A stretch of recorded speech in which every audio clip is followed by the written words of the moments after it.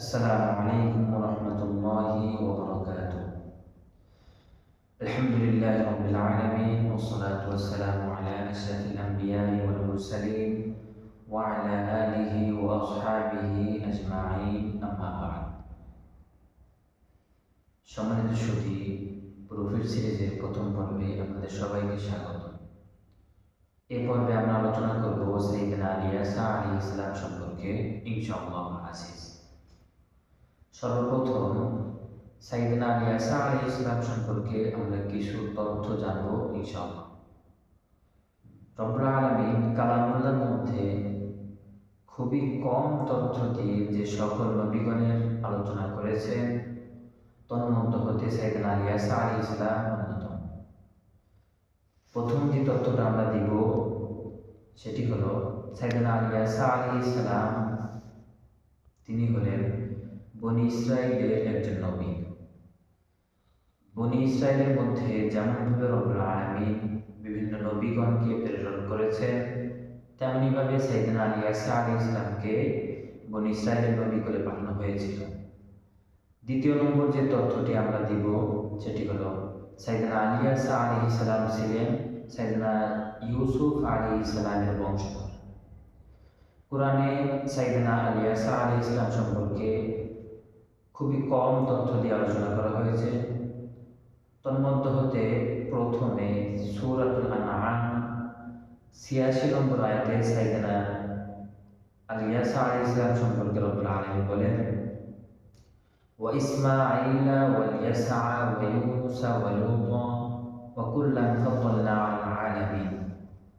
রব্বুল আলামিন বলেন ইসমাঈল আলাইহিস সালাম এবং ইয়াসা আলাইহিস সালাম এবং ইউনুস আলাইহিস সালাম এবং লূত আলাইহিস সালাম ওয়া কুল্লান ফাদ্দালনা আলাল আলামিন বিশ্ববাসীর উপরে সম্মানিত করা হয়েছে।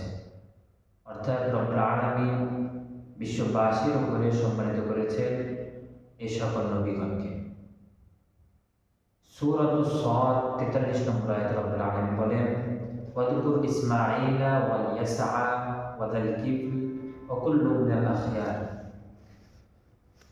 ইসমাঈল আলাইহিস সালাম এবং ইয়াসা আলাইহিস সালাম এবং দুল কিফল এর ব্যাপারে আপনি উল্লেখ করুন যারা ওয়া কুল্লুম মিনাল আখইয়ার তারা সবাই ছিলেন শ্রেষ্ঠ, অর্থাৎ তারা সকলেই ছিলেন শ্রেষ্ঠের অন্তর্ভুক্ত। এই দুই স্থান ব্যতীত সাইয়েদনা আলী ইয়াসা আলাইহিস সালাম সম্বন্ধে কোনো তথ্য রব্বুল আলামিন কালামের মধ্যে দেন নাই। তো রব্বুল আলামিন এই দুই জায়গায় তথ্য দিলেন সাইয়েদনা আলী ইয়াসা আলাইহিস সালাম সম্পর্কে। আমরা এই সাইয়েদনা আলী ইয়াসা আলাইহিস সালামের লাইফ লেসন থেকে কি উপদেশ গ্রহণ করতে পারি, আমরা কি অনুশীলন করতে পারি সে ব্যাপারে কিছু আলোচনা শুনব ইনশাআল্লাহ আজিজ। লাইফ লেসন থেকে আমরা যেটা বুঝতে পারি, এক নম্বর যে টপিক সেটি হলো রব্বুল আলামিন বললেন ওয়া ইসমাঈলা ওয়া ইয়াসআ ওয়া ইউনুস ওয়া লূতা ওয়া কুল্লান ফাদ্দালনা আলাল আলামিন। এখানে খুব একটি ইম্পর্টেন্ট কথা রব্বুল আলামিন বলেছেন, সেটি হলো এই সকল নবীগণ যাদের নাম রব্বুল আলামিন উল্লেখ করেছেন এছাড়াও যত নবীগণ আসছে রব্বুল আলামিন এই পৃথিবীর মধ্যে এই ভূমণ্ডলের মধ্যে যত নবীকে রব্বুল আলামিন নবী করে প্রেরণ করেছেন, আম্বিয়া করে পাঠিয়েছেন, সকলকে রব্বুল আলামিন সম্মানিত করেছেন। এই বিশ্ববাসীর উপরে সম্মানিত করেছেন সমস্ত নবীগণকে।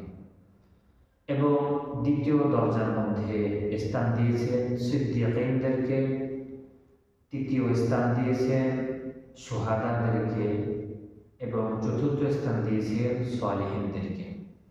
রব্বুল আলামিন আমাদের সবাইকে নবীগণের পদঙ্ক অনুসরণ করে বাকি জীবন কাটানোর তৌফিক দান করুক, সকলে বলুন আমিন। হাযা